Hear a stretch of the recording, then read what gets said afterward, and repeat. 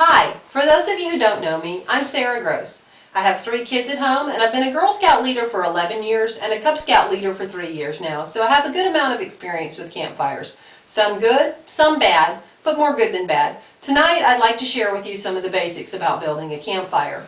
Before you start a campfire, you need to find out what the local regulations are. Do you need a permit? Find out from the local land manager or the park ranger, and he can give you all the information you need to know, as well as information on current fire conditions and local restrictions. Remember, just because you can build a campfire doesn't mean that you should. Next, you need to consider fire dangers like wind, heat, or lack of humidity. Remember that the worst fire danger is a dry, hot wind.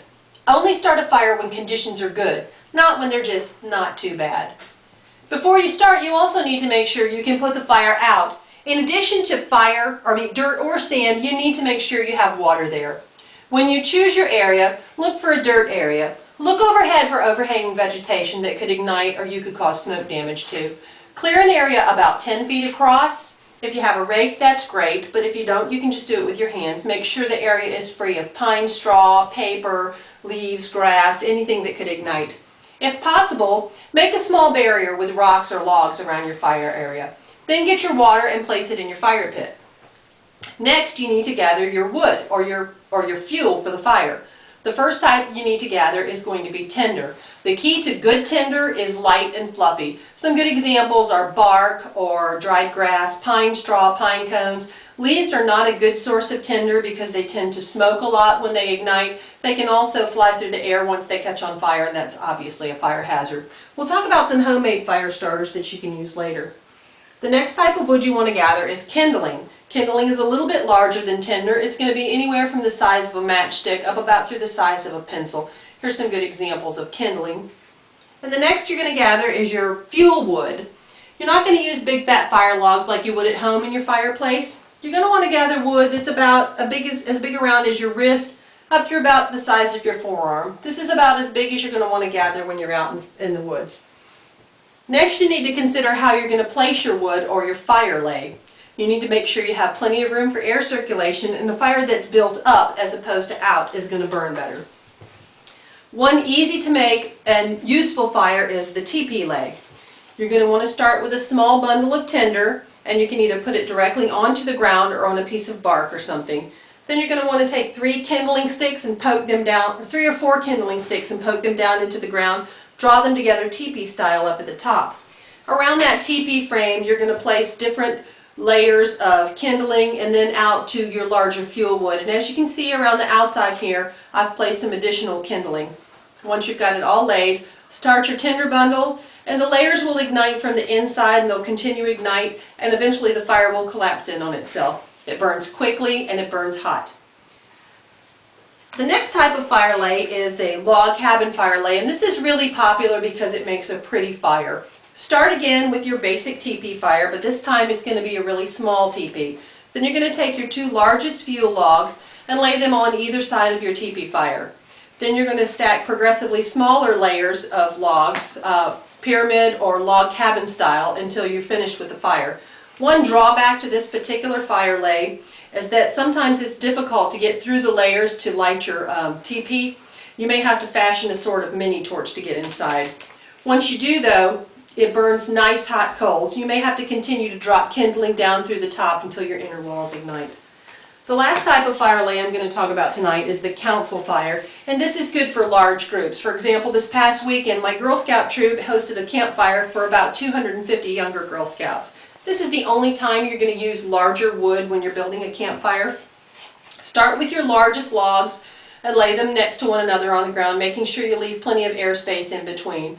And then you're going to continue to stack perpendicular layers, kind of like a raft across here with your next smaller wood, and you're going to continue on until you have like 1-inch layers of 1-inch kindling. And as you can see, I've stuck other individual little kindling down inside that. On top of all that, you're going to build a small teepee fire. Then once you're ready for your campfire, you light your teepee, and it will, as it did before, collapse in on itself, and the layers will continue to burn down through one another, dropping little bits into the larger layers, but you won't have a large structural collapse like you do with the log cabin fire. This campfire will burn hot and bright for a long time without a lot of maintenance. Now at the end of the evening, it's time to go home. Hopefully you've planned ahead because you need to extinguish your fire about 30 minutes before you're ready to leave the area. Ideally, your coals will have burned pretty much completely down to ash by then. But if you do have to extinguish a burning fire, these are the steps you need to take. Get a large stick and stir your ashes around, and that should extinguish the immediate flames. Then you need to sprinkle small amounts of water on the top, and then you continue to stir and sprinkle. You're going to get a lot of steam and hissing as you pour the water on, and you want to continue those steps until you don't have a lot of steam and hissing.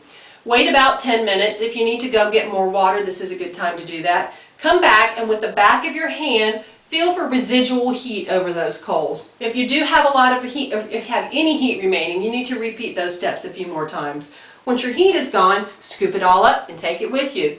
Rake some ashes over your, rake some leaves and dirt over your area to try and minimize your presence there. If you have remaining firewood, as long as you're in a high use area like a campground, stack it neatly near the fire area, and your future campers will use that and they'll be really grateful for it.